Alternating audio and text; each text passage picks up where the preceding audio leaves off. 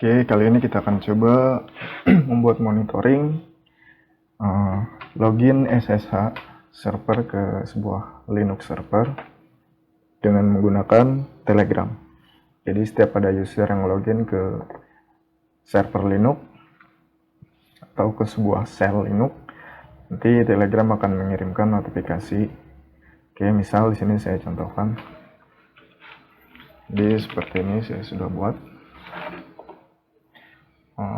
Sorry, ini kita hidupkan dulu. Di sini saya menggunakan virtual mesin. Oke, jadi ini cukup lumayan ya, membantu. Jadi setiap ada user atau session atau sebuah shell yang masuk ke atau session yang di load ke sebuah Linux shell, nanti itu otomatis akan dieksekusi oleh sebuah script yang nanti kita akan buat. Kemudian script tersebut akan mengirimkan notifikasi ke Telegram. Oke, ini sederhana ya, kita coba.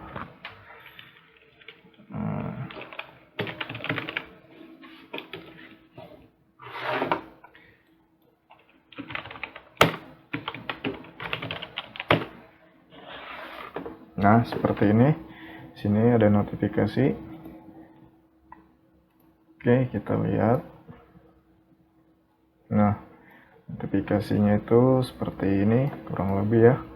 Di sini boot saya ini adalah Linuxer. Nah, di sini pesannya, message-nya, new login ke server, ini hostname Linux saya, Linux server saya, kemudian root.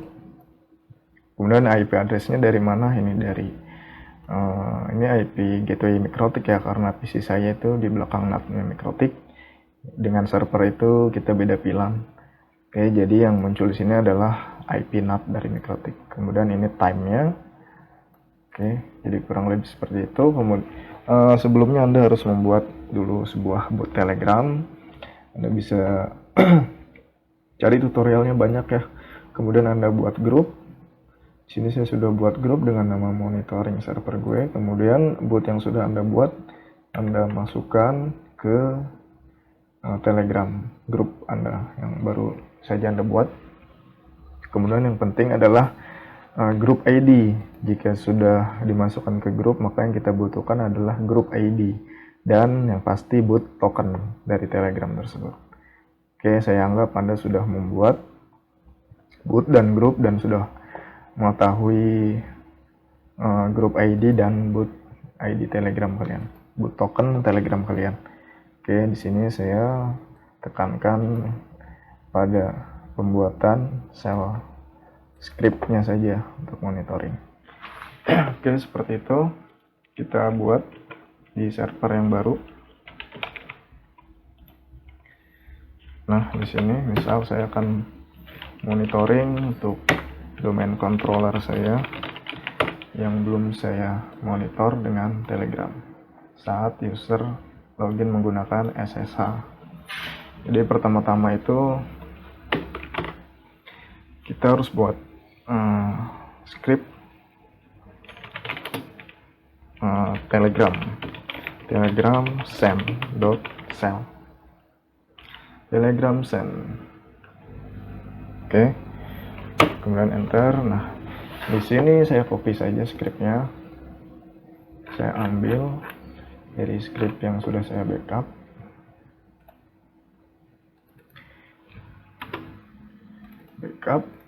Nah, ini Telegram send, edit. Oke.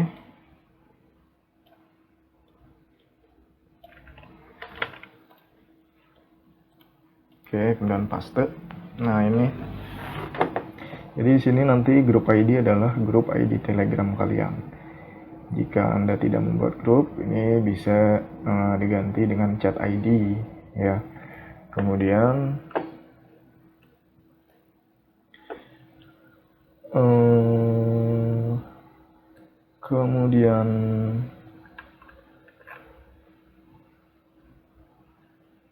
oke, coba kita lihat dulu.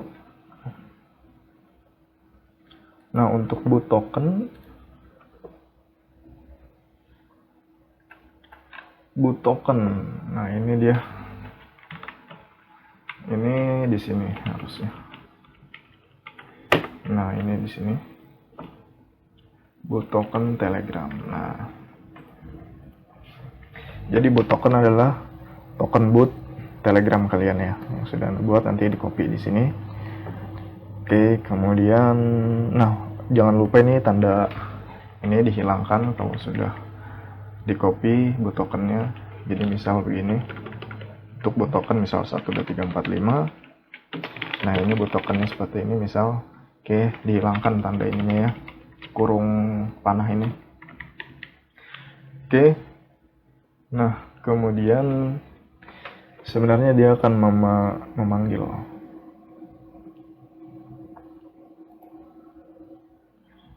dep 0.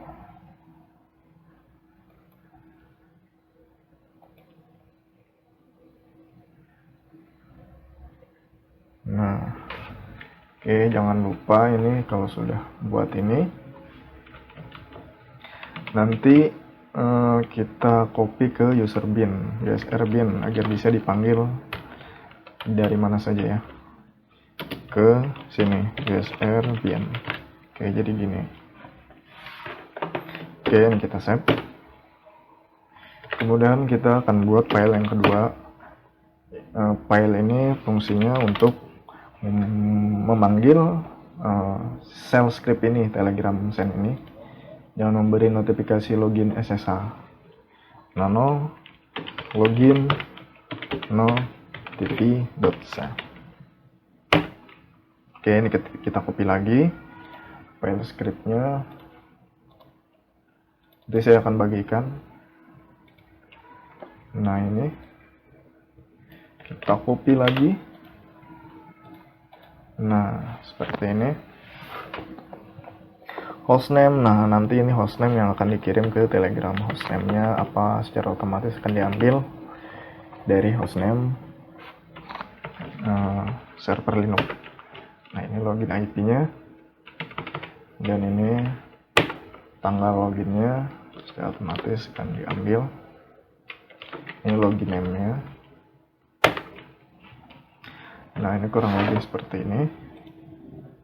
Login name message ya.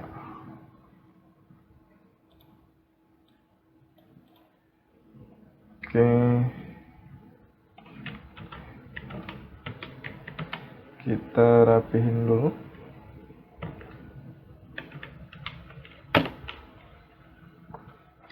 Form new line. Oke, send itu message Telegram. Oke, Telegram send message. Nah, oke.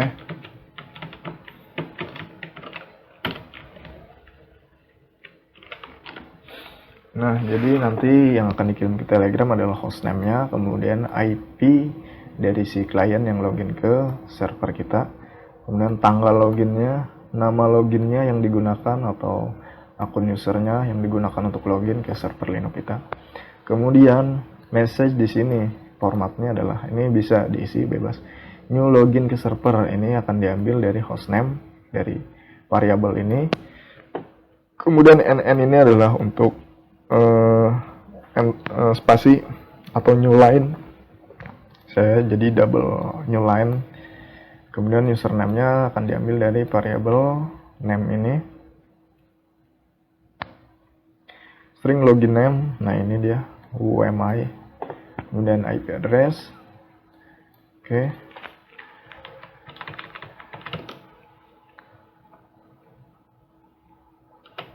Nah, kemudian login time juga diambil dari variabel login time yang ini, login date ya. Nah, ini dia. Ini adalah sebuah variabel. Ini adalah variabel yang isinya adalah ini, sebuah function yang ada atau include pada Linux secara default. Oke, kemudian ini adalah fungsinya. Kita membuat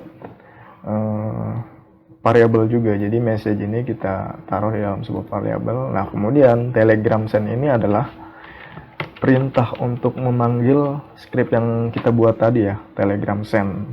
Nanti ini kita letakkan di pad USR bin agar bisa dipanggil di mana saja. Jadi begini, kalau sudah diletakkan di USR bin, maka dia cukup ketik telegram bin send aja. Kalau masih dalam directory atau pad yang lain, maka ini perlu begini. Nah, titik backslash begini ya. Kemudian extensionnya shell script. Jadi agar bisa dipanggil dari mana saja, cukup mengetikkan telegram send. Kita perlu meletakkan file telegram send ini nanti di USR bin. Oke, kemudian ini adalah isi yang akan dikirim oleh telegram ke telegram kita, adalah variabel dari message ini dia. Oke, ini kita save terlebih dahulu. Oke, nah di sini sudah ada file, 2 file. Sekarang kita perlu memindahkan telegram send ini ke pad atau directory USR bin agar bisa dipanggil kemana saja. Nah, untuk pengujian kita bisa mencobanya terlebih dahulu. Jangan lupa kita buat executable dulu dengan cara chmod +x telegram send.sh. Nah, kita coba eksekusi dengan cara telegram send. Nah, di sini pesannya tes, misal ya, tes message. Oke.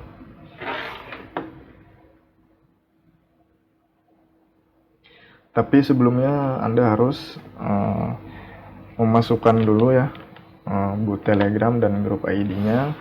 Kita coba, anggaplah Anda sudah memasukkan, saya juga anggap sudah menaruh grup ID dan boot Telegram tokennya di dalam file Telegram send ini. Oke.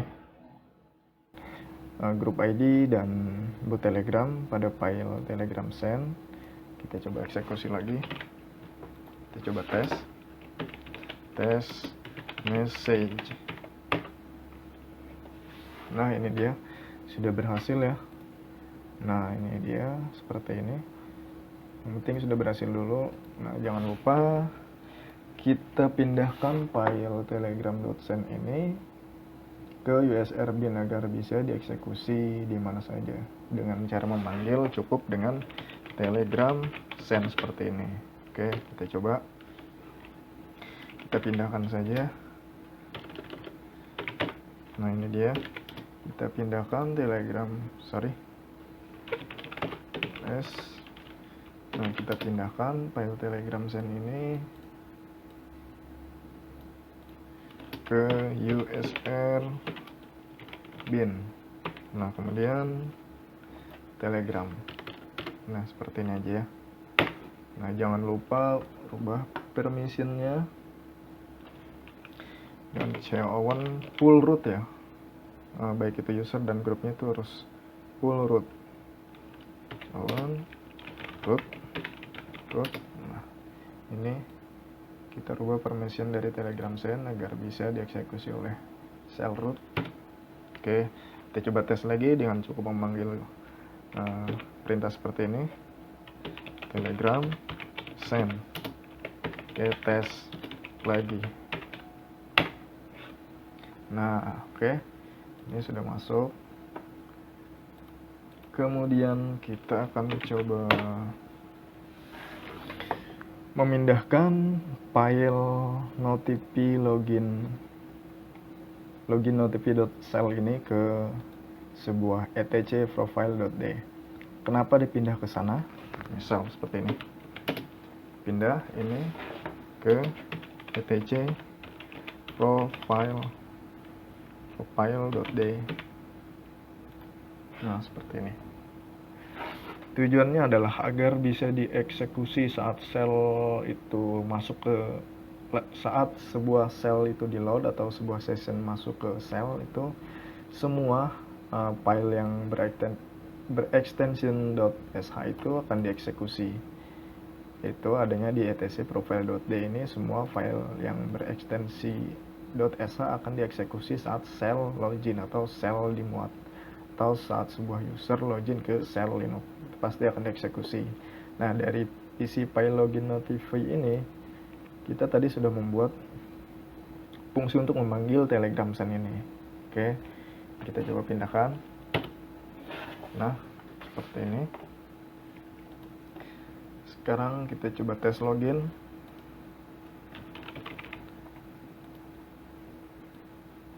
Ke server DC ini. DC root passwordnya. Nah, ini sudah berhasil.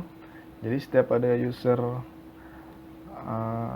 yang login atau session yang masuk ke shell Linux, itu akan otomatis dieksekusi pada path etc profile.d, yaitu file login notify.shell ini ya. Nah, tadi kita sudah berhasil. Nah, ini dia new login to server DC, username, root, IP address, ini time-nya ini. Oke. Jadi begitu cara untuk memberi notifikasi login SSH ke server Linux. Mungkin ini juga bisa diterapkan di server yang lain ya, dicoba. Mungkin bisa di Windows server, saya belum coba juga di Windows server. Mungkin Anda bisa mencobanya. Oke, sekian tutorial sederhana ini, semoga bermanfaat.